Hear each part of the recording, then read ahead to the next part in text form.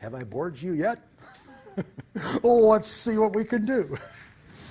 So my favorite part about perception is this idea of selective perception. And this is totally a result of cognitive miserliness, or the idea that we can't afford to pay attention to everything that goes around us because there's just too much and we only have a limited amount of brain power, which leads to bias in our perceptions. So in addition, so consumers are biased this way. Some of the ways that this bias represents itself, and remember, it's the first acceptable solution that works, not necessarily the best solution, which leads to predictable biases in the way that we see things. One of the kinds of bias is something called selective attention or selective exposure. And with this, we actually see things in the environment that are not there. And I will prove that to you. Oops. Where did that go? I lost my... Oh, no. How did that happen? Oh, that's a great example. I don't know what I'm going to do. I can't work without my example. How did that get taken out of this? It's in the book, I think. Yeah, it's in the book. No, that's not. That's a different one. I got even better one that's in the book. Bummer. All right.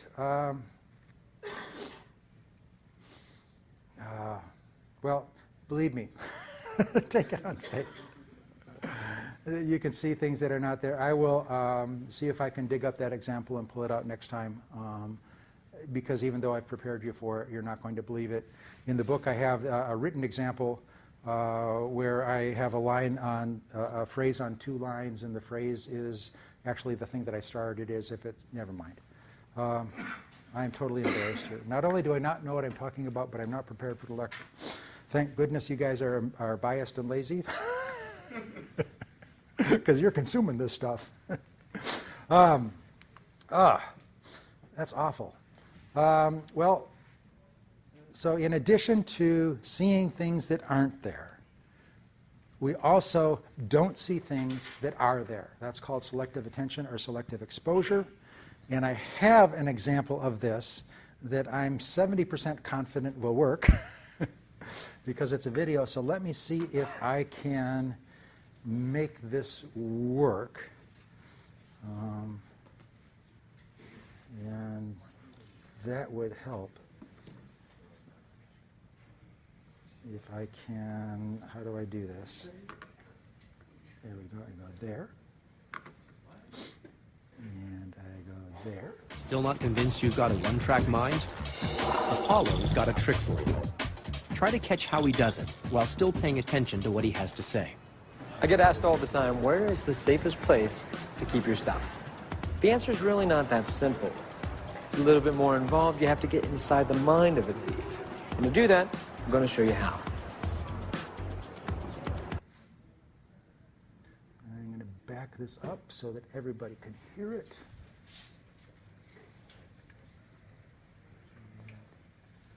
Do that so that it goes online.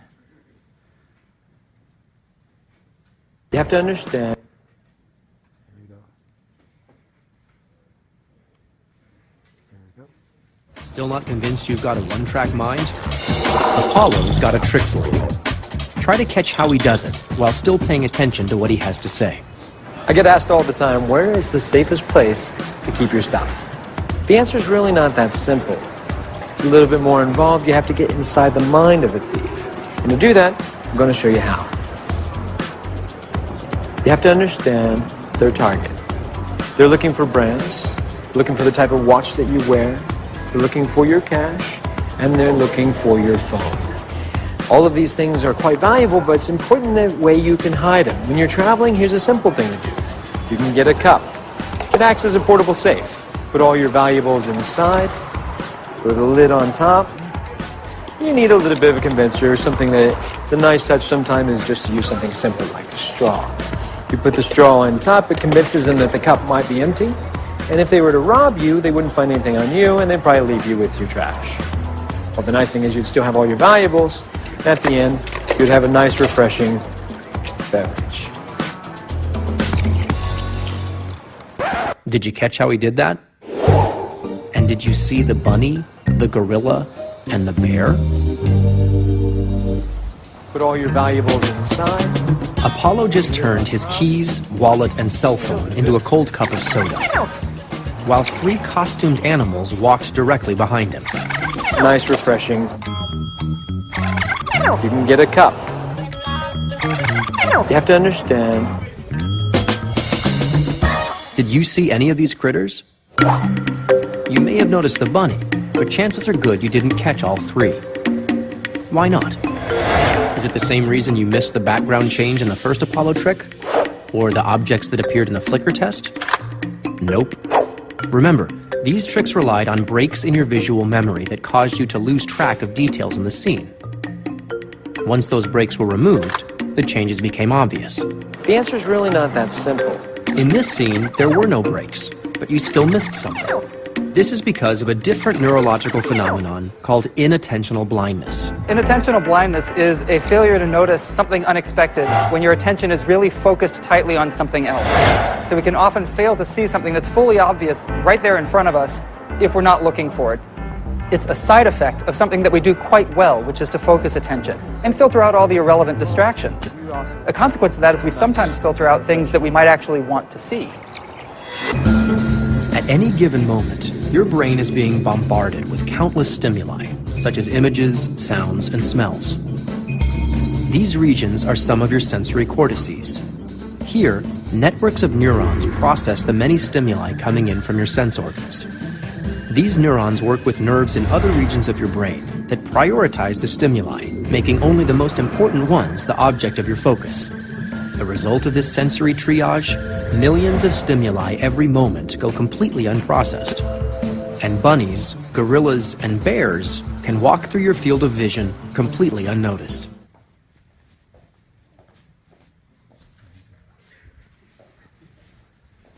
So who saw all 3? Who saw one of the 3? Okay, let me see if I can get my thing back. Mr.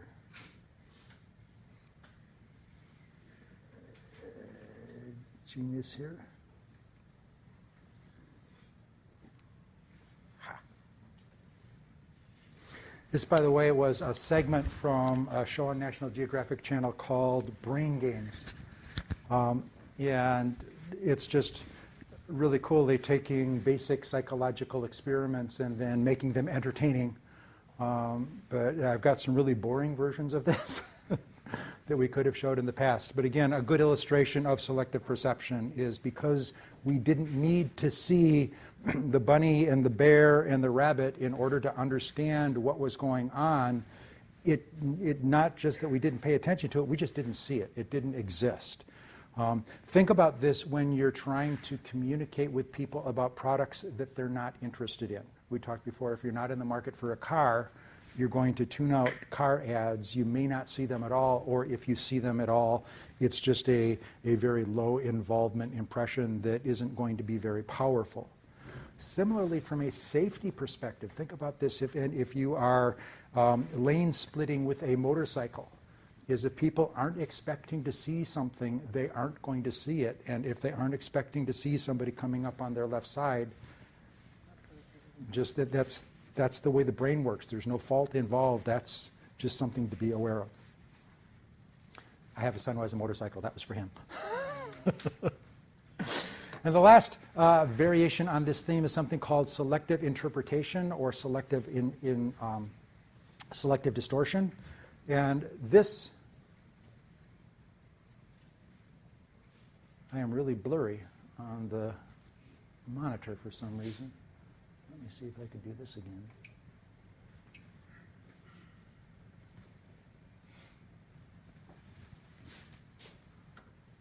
And for some reason the camera is not focusing.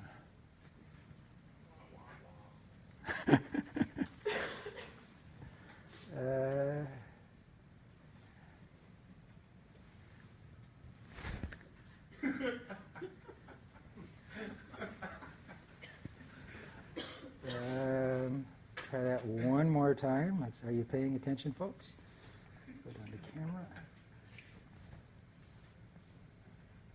And it didn't focus.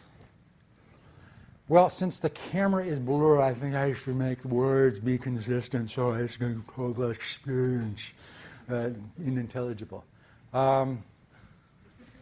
Big gestures. Speaking of selective interpretation, so selective interpretation recognizes that even though we may see a stimulus and process it, we may distort it based on what we want to believe. Oh,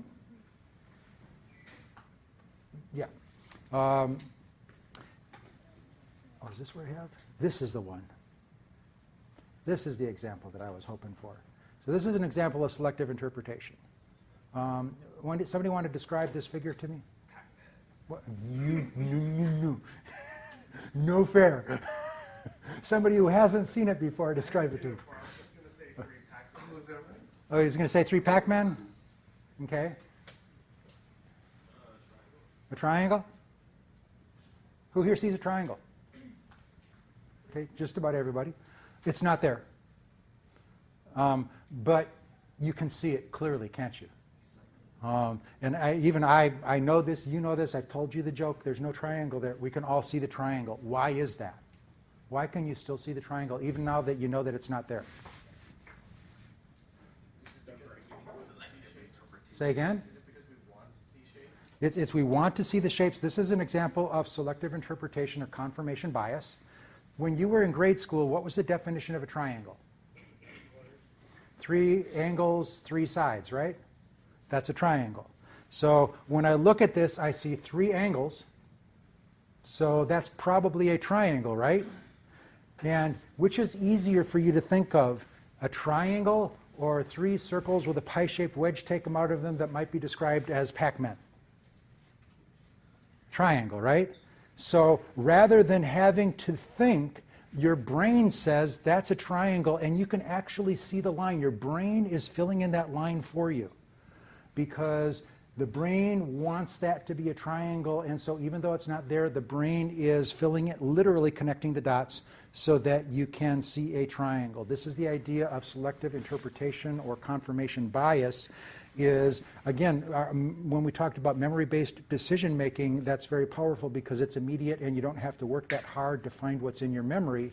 So this is how we work with a lot of things in our minds. If we have a belief, we are more likely to accept information that supports our belief. And if we get information that is contrary to our beliefs, rather than changing our beliefs, we're more likely to discount the information or discredit the source. Think about this in terms of the current political environment. Okay, we talk about rational discourse. If I believe that one particular political entity is doing things wrong, then every time that I hear or say something that says that this person is doing something wrong, I immediately accept it because it's consistent with what I already believe. But when somebody says something that that person is doing something right, what do we say? Oh yeah, of course they'd say that. They're on their team.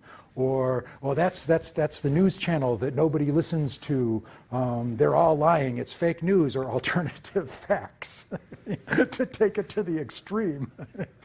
An alternative universe. But again, the idea is this is just the way that we as human beings are wired. Is it's very difficult to get people to change their beliefs because, in addition to whatever the truth is, they are going to interpret the truth based on what they already know, and it's easier for them to accept information that's consistent with what they already know than it is to try to change their mind. Huh? Being stubborn. I'm sorry, what did you say? Being stubborn. I couldn't hear you. Being stubborn. Being stubborn? Well, I'm not sure if stubbornness is related to the same thing, but it certainly helps. And when we talk about attitudes, which we will very shortly, like right now, we'll talk about how attitudes are long-term beliefs, and we'd want to defend those beliefs even in the face of contrary information. So another issue in selective perception is this idea of selective intention. So not only do we see things that aren't there, we don't see things that are there. Even though we see them, we may not interpret them correctly. We may not even remember them correctly. And this is related a little bit to the Weierstrahl-Bin theory of memory, which is coming from information or from communication technology, where the idea that the brain is a computer and all of that. And this theory suggests that we as human beings tend to remember things in categories. Once a category is formed, we have the exemplar, which is the name of the category, and then things that are in that category get filed in the category. And when we want to access a memory, we access the memory that's on top. So, for example, if I eat a candy bar, I might file that under candy bars that I have eaten, and if I enjoy it, I might file that under candy bars that I have enjoyed. Or if I didn't like it, I might file it under candy bars I didn't enjoy. And the idea is that over time, the associations between the categories can become weakened. So, for example, a year later, if I had a candy bar that I did not enjoy and I'm in the mood for a candy bar, I look and I see this candy bar and I go, oh, I'm familiar with that candy bar. That's a candy bar I've tried. That's memory-based search, right? And the familiarity effect says because it's familiar to me, I'm more likely to like it than something that's strange to me. So this is a candy bar, it's familiar to me. I forgot that I didn't like it. That connection got severed, so I'll try it again. Again, this is just the way that brain works from a marketing perspective. We need to understand that, because when you talk about trying to educate people, okay, they're not going to see it. If they see it, they're going to interpret it improperly. Even if they interpret it properly, they're probably not going to remember it. Good luck with that. You had a comment? No, I was just going to say, it reminded me of drinking like V8. Uh-huh. Like drinking V8? Yeah, you know, the tomato juice thing? Yeah, things that I don't like. You look at it, okay, it's kind of good, and then you forget how bad it tastes. So I'm not going to repeat that because I'm hoping for sponsorship from the V8 company. But as an example of something that I tried and didn't like, and then tried it again because the commercial was so good. Wow, I should have had one of those. Commercials I like are for products I don't. Another issue in terms of how we process stimuli in our brain is this idea of perceived risk. And we as human beings are not very good at assessing risk. This is, again, one of the areas where Kahneman and Tversky won the Nobel Prize for behavioral economics. And one of the major findings of that work is something called the loss aversion principle. And what the loss aversion principle is we will work harder to avoid a loss than we will to get a comparable gain. Put it very simple to you is if I say, who here wants $1? Yeah, everybody wants $1. Okay, if you want this $1, you got to go down to the student union and you got to get me a Coke and bring it back to me. So who still wants $1? I said a fresh Coke. One that doesn't have slobber in it. So that's not so motivating to you. But if I say, if you don't get me a Coke, you are fined $1.